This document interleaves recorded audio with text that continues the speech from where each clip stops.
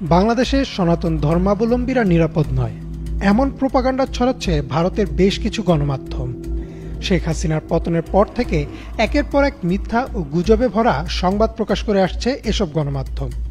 পার্শ্ববর্তী দেশের তথাকথিত সংখ্যালঘুদের জন্য তাদের মাথা ব্যথা, অথচ সম্পূর্ণ ভারত জুড়ে বহুদিন আগে থেকেই নির্মম নির্যাতন হচ্ছে মুসলিমদের উপর। চলুন এক নজরে দেখে আসি কতটা অনিরাপদ ও ভয়াবহতার মধ্য দিয়ে দিন কাটান ভারতীয় মুসলিম সম্প্রদায়। বিশ্বজুড়ে মুসলিমদের জন্য ঈদুল আজহা একটি উৎসবের দিন হলেও ভারতের চিত্র ভিন্ন। এই দিনটি ভারতীয় মুসলিমদের জন্য একটি শঙ্কা ও ভয়ের দিন, কারণ গো হত্যার অভিযোগ তুলে কট্টরপন্থীরা প্রায় প্রতি বছরই মুসলিমদের উপর করেন ভয়াবহ নির্যাতন।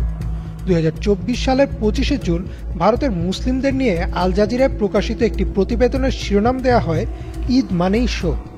এছাড়াও ইন্ডিয়ান আমেরিকান মুসলিম কাউন্সিলের 2024 সালের 17 জুন প্রকাশিত একটি প্রতিবেদন অনুযায়ী ঈদের প্রস্তুতি নেয়ার সময় প্রায় 100রও বেশি উগ্রবাদী হিন্দু মুসলিমদের বাড়িঘরে আক্রমণ করে।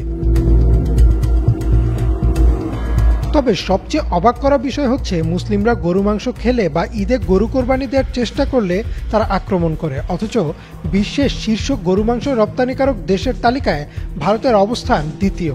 তার মানে কি বিষয়টি এমন দাঁড়াচ্ছে যে রপ্তানির সময় গোহত্যা করা পাপ না, কিন্তু কোনো মুসলিম আল্লাহর হুকুম পালনের জন্য কোরবানি করলেই শুধু পাপ। শুধুমাত্র উগ্রবাদী হিন্দুরা না, ভারতের মুসলিমদের উপর অকথ্য নির্যাতন চালায় দেশটির পুলিশও।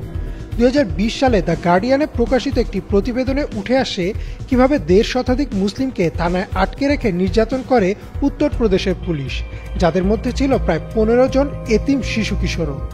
থানায় লোহার রড ও বাঁশ দিয়ে তাদের বেধড়ক মারধর করা হয় এবং বাধ্য করা হয় জয় শ্রীরাম ও হর হর মহাদেব স্লোগান দেওয়ার জন্য। শুধু থানাতেই না, মুসলিমদের ঘর বাড়িতে ঢুকেও ভাঙচুর ও নির্যাতন চালায় উত্তরপ্রদেশ পুলিশ।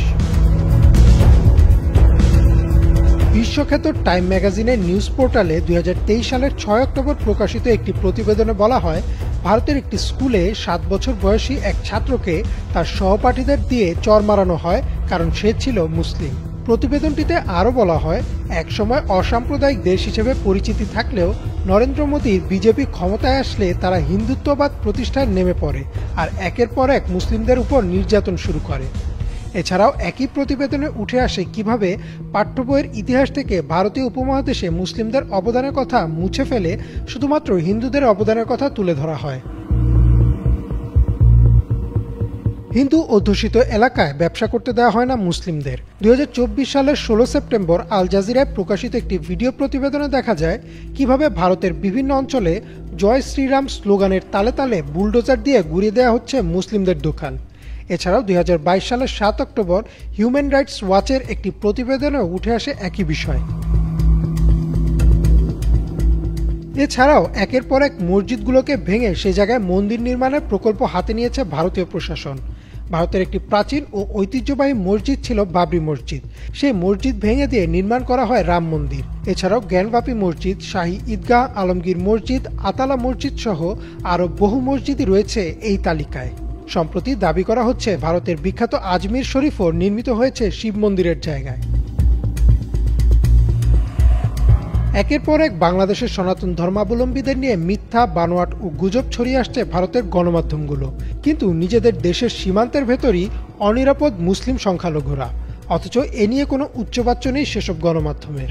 সম্প্রতি মাইক্রোসফটের একটি প্রতিবেদনে উঠে এসেছে যে বিশ্বে অসত্য সংবাদ প্রকাশে শীর্ষে রয়েছে ভারত।